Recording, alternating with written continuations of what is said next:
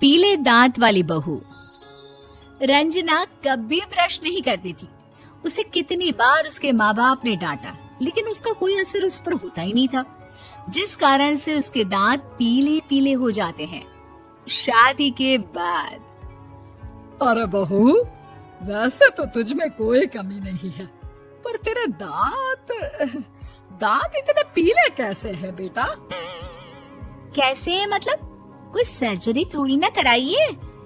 वो तो क्या नाम, मैं ब्रश नहीं करती थी तो पीले हो गए। अब क्या करूं? आप कहे तो लाल करवा लूं या फिर काले? यार ये क्या है, क्यों माँ से लड़ रही हो? लड़ रही हूँ? अरे मैं लड़ रही हूँ या ये बोल रही है कि दांत पीले हैं, पीले। अरे तपस्या थोड़ी ना की है इन्हें पीले करने के लिए। बकायदा ब्रश नहीं किया है 20 साल तक, तब जाकर। छी, कैसी बात कर रही हो? ये उस वक्त तो पीले नहीं थे जब हम लोग तुम्हें देखने आए थे। अरे तब साफ करवा लिया होगा डेंटिस्ट के पास जाकर। अब देखो कैसे पीले पीले लग रहे हैं। रंजना सास की तरफ गुस्से से देखती है। फिर शुरू हो गई पीले पीले पीले। अरे पीले तो तब भी थे जब मेरे हाथ का रसगुल्ला उड़ा उड़ा कर खा रही थी और बोल रही थी, लड़की नहीं गुणों का खजाना दे रहे भाई साहब आप। खैर, अब वो लोग करते भी तो क्या करते, पीले दांत वाली बहू पल्ले पड़ी थी तो झेलना तो था ही। एक दिन कीर्तन में रंजना गाना गा रही थी। अरे कमला बहन, माँ का द्वार है, यहाँ तो सब शुद्ध होकर आते हैं, फिर अपनी बहू को ब्रश भी नहीं करवाती तुम। दूर से पीले पीले दांत भक्ति में बाधा उत्पन्न कर रहे हैं। अरे कोई 2 साल की बच्ची थोड़ी ना लेकर आई हूँ मैं बहू बनाकर। अच्छी खासी लड़की है, अरे कैसे करवाऊं ब्रश? ये तो उसे खुद करना चाहिए ना। अब माँ बाप तो इसके जैसे तैसे निपटा दिए, ये नहीं सोचा कि सास कैसे संभालेगी। सास बहू को लेकर घर आ जाती है, लेकिन सोच लेती है कि अब इसे लेकर कहीं नहीं जाएगी। अगले रोज बहू कहती है, अरे क्या हो गया, मंदिर नहीं जाना क्या? कीर्तन का वक्त हो रहा है। मेरी मधुर वाणी से कान्हा जी जागते हैं और सोते हैं। आप तो जानती है ना उनकी भक्ति में कितना मन लगता है मेरा। वो क्या है ना, तबीयत ठीक नहीं लग रही है मेरी, आराम करूंगी मैं। तबीयत ठीक नहीं लग रही? अभी तो मिथुन के गाने पर नाच रही थी आप, और अब बोल रही है कि तबीयत ठीक नहीं लग रही। अरे भक्ति में मन लगा लो सासू माँ, ऊपर जाना है, क्या मुंह दिखाओगी आप? हाँ?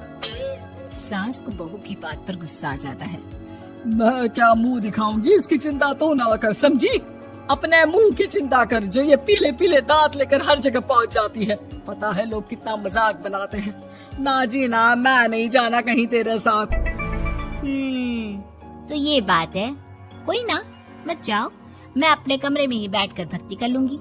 ऊपर वाला दांत थोड़ी ना देखता है, मन देखता है, भावना देखता है।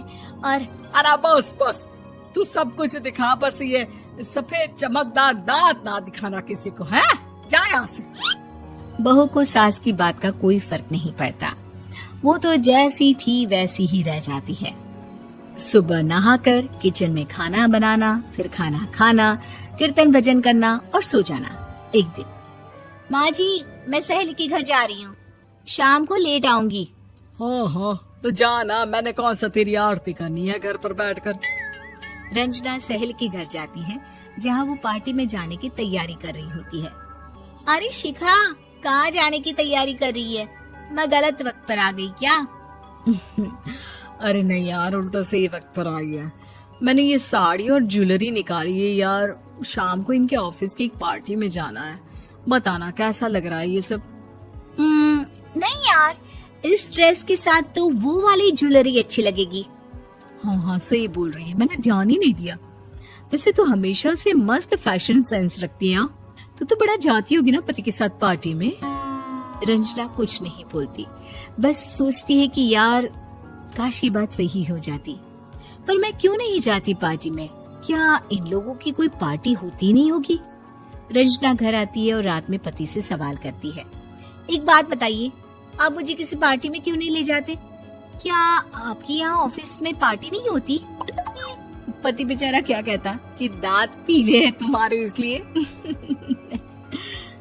अरे कोई पार्टी होती नहीं हम लोगों के ऑफिस में, तो कहाँ से लेकर जाऊं? और मार्केट, मॉल, कहीं वीकेंड घूमना, कहीं तो।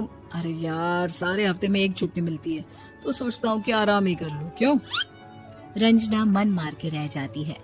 पहले कभी सास के साथ मंदिर जाया करती थी, लेकिन वो भी सास ने ले जाना बंद कर दिया। घर बैठी बैठी रंजना बोर हो जाती है। तभी उसे आइडिया आता है और वो मायके जाने का सोचती है। सासू माँ, 2 दिनों के लिए मम्मी के घर जा रही हूँ। अच्छा अच्छा, ठीक है, आराम से जा।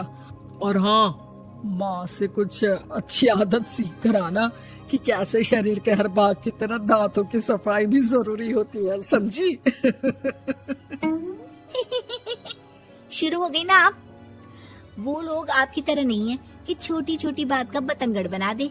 उन लोगों के लिए मैं मायने रखती हूँ, ना कि मेरे पीले पीले दांत। रंजना माँ को बिना बताए उन लोगों को सरप्राइज देती है, लेकिन जैसे ही वो दरवाजे पर पहुँचती है, अंदर देखती है कि घर वाले कहीं जा रहे होते हैं। अब माँ, काश रंजना दीदी के दांतों वाली प्रॉब्लम नहीं होती, तो वो भी हम लोगों के साथ चलती ना बुआ जी की बेटी की शादी में। हाँ बेटा, लेकिन अब उसे कौन समझाए कि उसको उसके पीले दांत नहीं दिखते, लेकिन उसके आसपास के लोगों को कितना एम्बैरेसिंग फील कराते हैं। मुझे तो कितनी बार उसके स्कूल की टीचर ने शिकायत की कि उसके साथ कोई लड़की बैठना भी नहीं चाहती, और ना ही कॉलेज में कोई उससे बात करना चाहता था। लेकिन पता नहीं क्यों उसे ये बात समझ में ही नहीं आती। कोई कमी नहीं है उस लड़की में, बस यही कि दांत पीले हैं। वो तो भला हो जीजा जी और उनकी माँ का, जो दीदी को जैसी है वैसे ही रखा हुआ है। रंजना को अपने घर वालों की बात सुनकर बहुत दुख होता है। वो सोचती है कि वो क्या करे, लेकिन फिर वो सीधा डेंटिस्ट के पास जाती है, अपने दांत चमकाती है और कसम खाती है कि वो रोज ब्रश करेगी। अरे क्या हो गया? तुम तो 2 दिनों के लिए गई थी ना, पर कोई ना, अच्छा है, चलो आ गई तो। रंजना सास के सामने आकर खड़ी हो जाती है और पूरी स्माइल करती है, उसके चमकदार दांतों को दिखाती हुई। चले मंदिर। माँ, मुझे माफ कर दीजिए, मैंने आप लोगों को बहुत एम्बैरेसिंग फील करवाया। मैं आज से रोज ब्रश करूंगी।